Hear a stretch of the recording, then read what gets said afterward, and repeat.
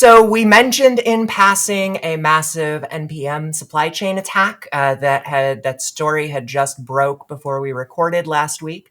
Another story coming this week, giving us a more positive update in the theme of this week's episode, that despite a maintainer with access to multiple widely used NPM packages having their account compromised through a password reset phish, in a supply chain attack that saw about 10% of cloud environments downloading compromised updates.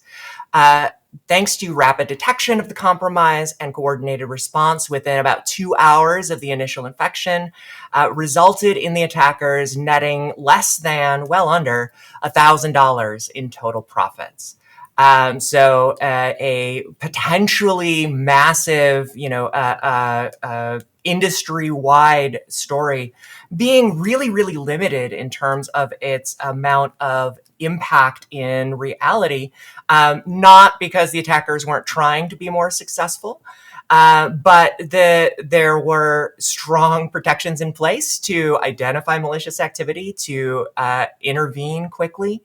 And so I think part of the reason why this didn't go as badly as it could is that the end goal of these attackers was deploying crypto mining malware.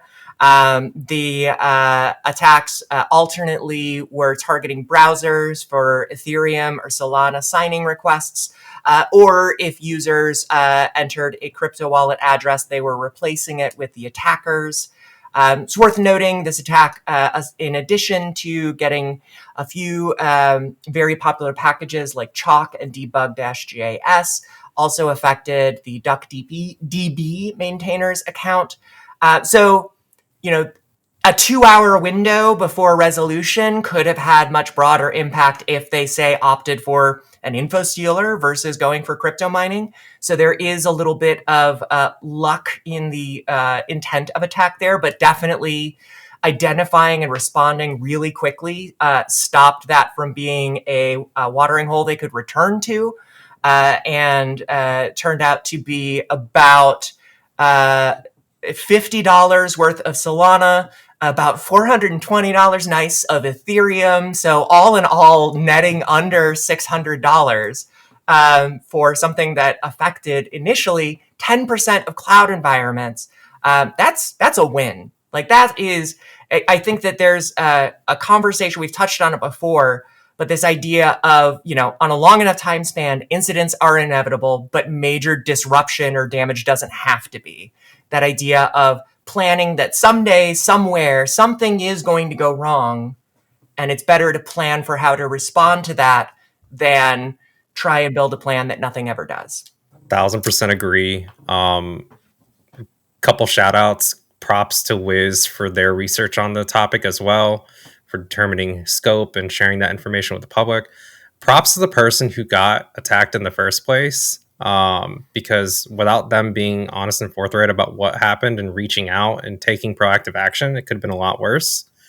So yeah, just continuing on with this theme of positivity apparently today. I think there's a lot of wins, little wins that can be celebrated too.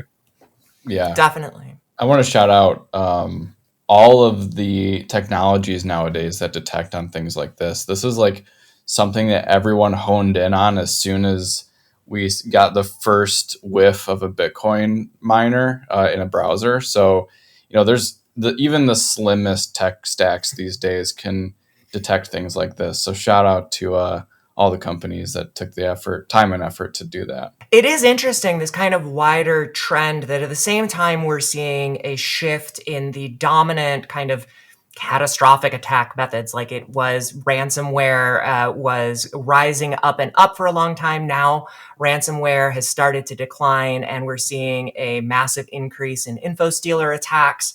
But at the same time, we're also seeing some widespread, very successful attack methods that ultimately are going after the less obviously malicious, certainly not benign attack methods of, crypto mining, where the impact is reduction in available resources kind of immediately, and adware spam attacks. So it's interesting to see all across the attacker sphere, this shift in the dominant methods that are being used. And at the same time as we're seeing, attackers adapt to where they're finding the most profit in these kind of most direct attacks, we're also seeing a rise in maybe attacks that are going to attract less targeted law enforcement attention. I'm curious to see what we find about that, but I've definitely noticed it in the headlines we've seen over the last few months.